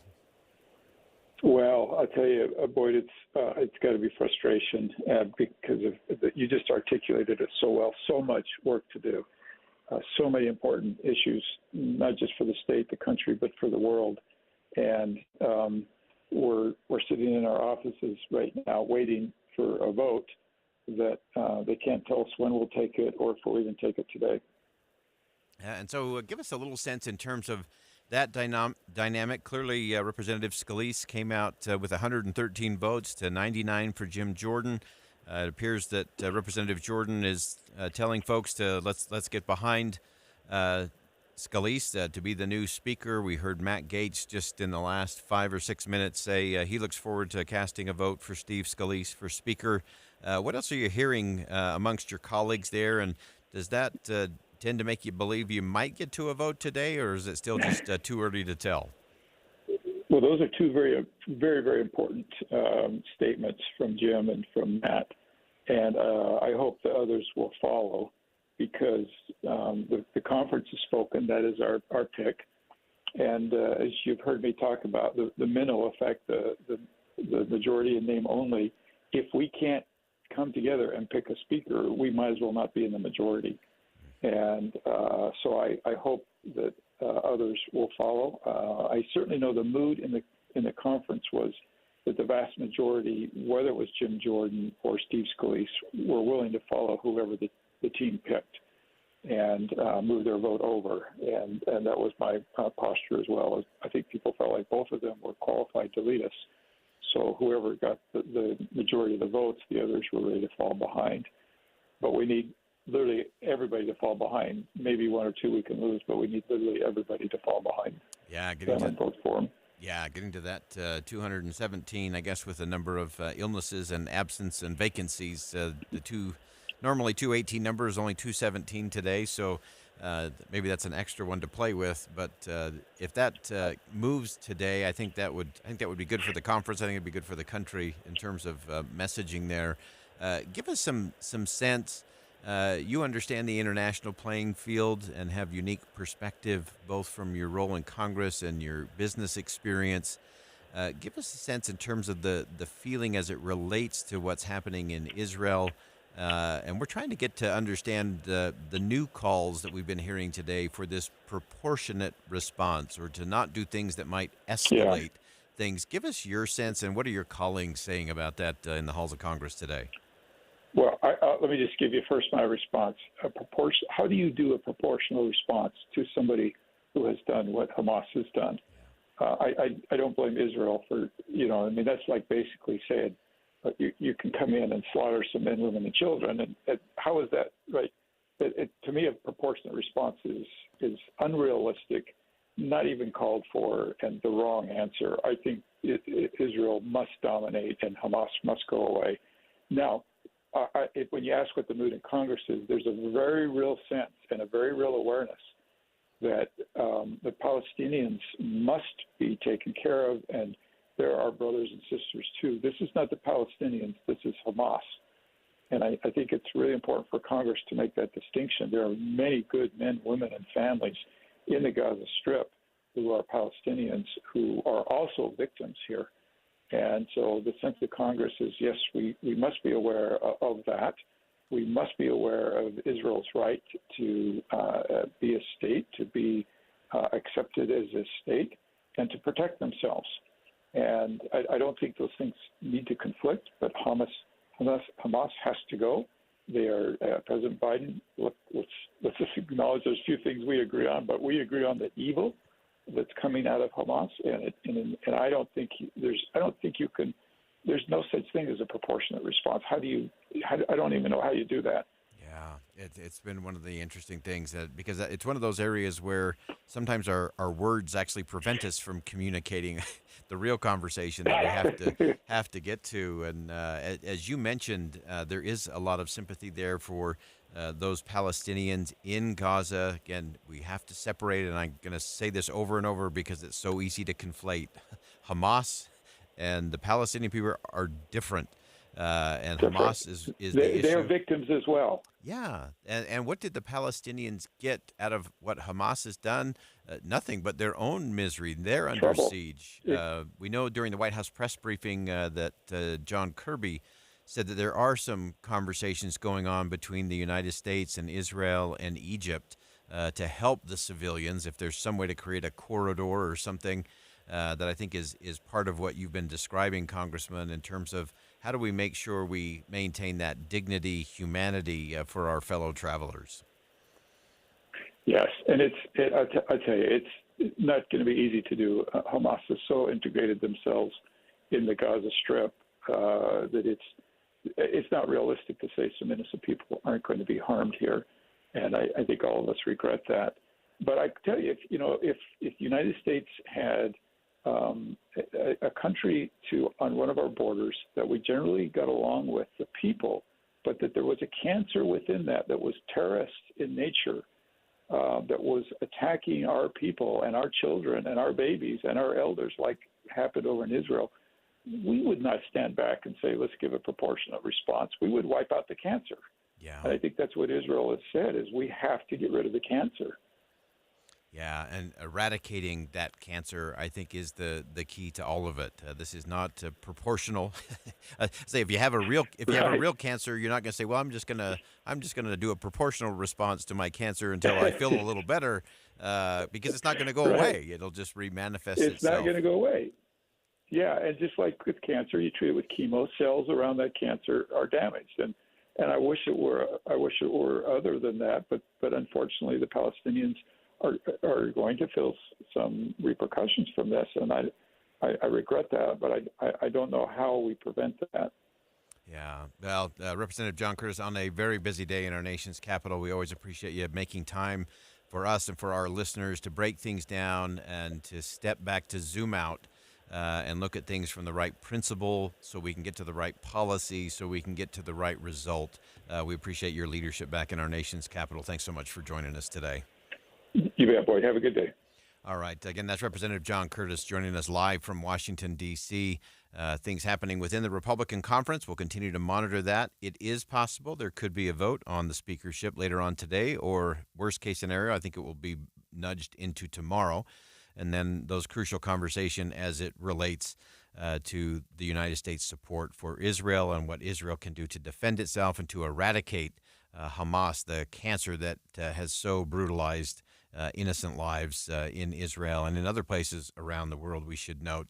And as we go to break, we would note that President Biden continues to speak to Jewish community leaders. He was joined there by Doug Imhoff, second gentleman, spouse, of course, of the Vice President Kamala Harris. And this is a very good speech that the president is delivering, not a policy speech, but this is one of the places where President Biden is actually at his best, the consoler-in-chief, talking about the principles that unite us. We'll be right back.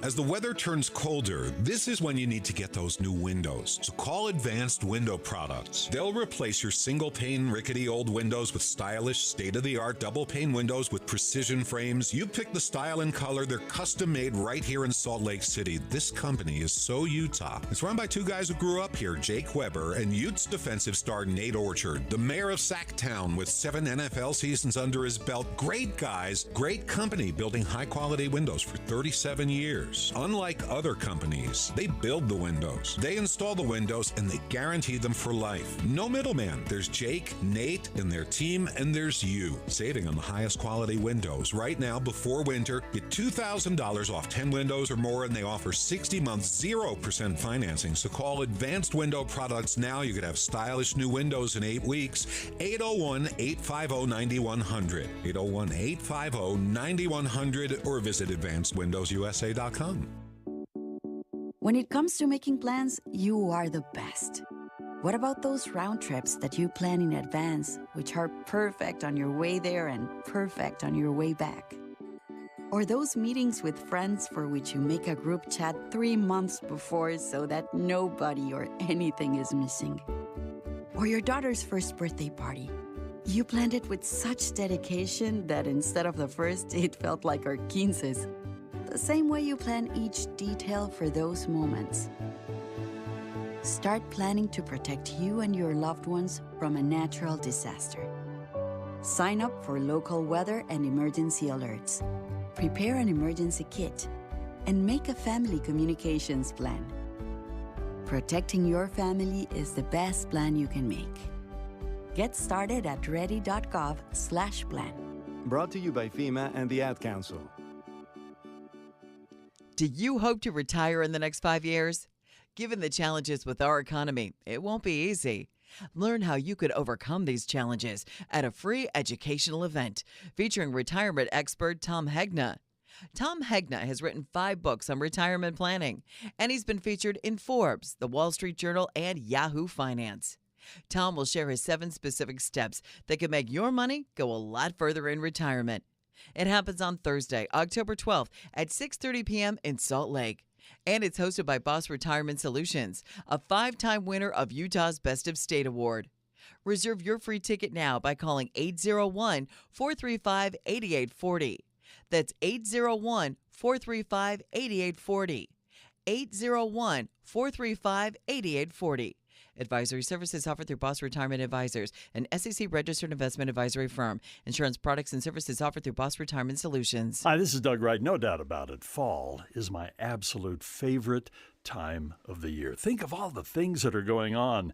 The excursions up into the canyons, into Park City, downtown Salt Lake City. So many great things are happening. We've got football going on. And of course, this is the time to make your reservation right now at Ruth's Chris Steakhouse. There are 2 great locations. If you're going up into the mountains, into the Park City area, it's Ruth's Chris Steakhouse at Hotel Park City. If you're heading into downtown Salt Lake City for a ball game, a play, a movie, whatever it might be, Ruth's Chris is at 275 South West Temple in the heart of the urban area.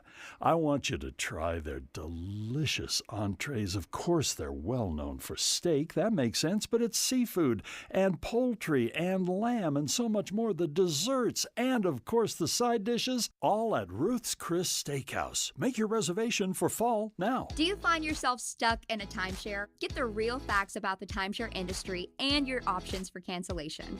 Chuck McDowell, founder of Wesley Financial Group, has put together a free information guide that reveals the secrets the timeshare industry doesn't want you to know, including the 5 ways to get rid of your timeshare.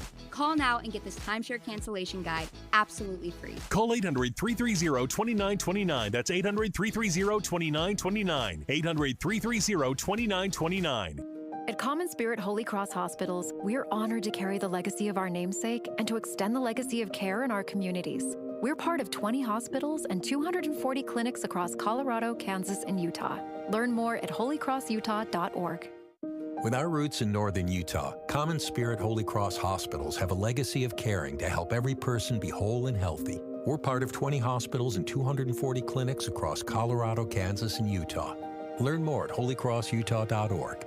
Football and camping has Bish's RV fired up for fall, and we're ready to tailgate our tails off during the Bish's RV Ultimate Tailgating Sale. October 19th through the 21st, we're hosting the biggest tailgating sale ever, just in time for homecoming. We're bringing you all the fall clearance RV deals, like blowout pricing on all remaining new 2023s, payments starting as low as $140 per month on approved credits, and no payments until 2024 OAC. Go to bishes.com/homecoming to start shopping today. We've also got America's favorite floor plan, the Go Play 26 BHS travel trailer, on sale for only $24,995. But here's where things get really big. Come kick it with Chase Roberts and his teammates, October 19th from 6 p.m. till 8 p.m. for autographs, giveaways, and free food and family fun. Get fired up for homecoming at the Ultimate Tailgating Sale, October 19th through the 21st at Bish's RV in American Fork, previously Stewart's RV, where memories begin. SDK number R73124, MSRP $38,356. Subject to prior sale. Payments based on 10% down, 9.24% APR for 180 months. Not all buyers will qualify. See dealer for details.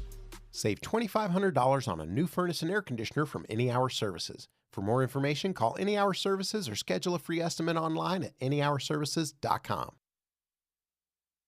Hear elevated conversation on crucial issues. Boyd Matheson on Inside Sources. Welcome back to Inside Sources here on KSL News Radio. It's great to be with you today, as always, on a serious day, on a somber day throughout the world as we continue to see the horrific scenes coming out of Israel. We got to get back to the right conversation. I am so concerned that in the midst of all the instant certainty, with all the political posturing, that we are once again losing the meaning of everything in the quest to, in the end, not offend anyone. Earlier in the program, we had a fascinating conversation, first hour of the program, with our friend Kevin Williamson from the Dispatch. And we talked about the cliches that we're hearing bantered about all over the place in headlines, on national news, and often those cliches are centered in words like proportionate and escalation. And when we start getting into that game in the face of this kind of horror, this kind of brutality, those are simply not serious ways to talk about what Hamas has done inside of Israel.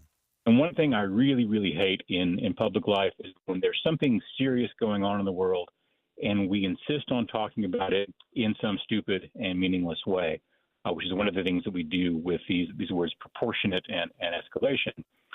So what would a proportionate response on the Israelis' part actually look like? So the Hamas guys come across the border and saw the heads off of X number of toddlers, and you go back and saw the heads off the same number of toddlers? I mean, that's just insane. You don't want a proportionate response. Proportionality has nothing to do with the actual situation. The same with escalation. I mean, what does that actually mean in this context? Sometimes our words actually get in the way of communicating. When it comes to this idea of that we're hearing more and more coming out of Washington and other places around the world, including the UN, is that it has to be a proportionate response. If we can go all the way back to those of you who are fans of The West Wing, the fictional President Jeb Bartlett said, what is the virtue of proportionate, a proportionate response? That's not the question. What's the result? What has been done? And then how do we actually move that forward? One of the other things that came out of my conversation with Kevin Williamson earlier today was that talking isn't always communicating. And sometimes the talk actually keeps us a safe distance from having the important conversation, especially as it relates to conflicts like this. Sometimes talking is a way of not communicating rather than a way of communicating. What we're not communicating here is that this conflict, the Israelis have tried to settle it politically. They've tried to settle it diplomatically. They've traded land for peace. They've tried to be economically helpful. They are the Palestinians' biggest trade partner, both on the export and import side. But the way the fight actually has to get settled, of course, is physically. It's not going to be settled psychologically or politically or morally. It's going to be settled by the Israelis taking away Hamas's ability to continue to carry out attacks on Israeli people and Israeli communities.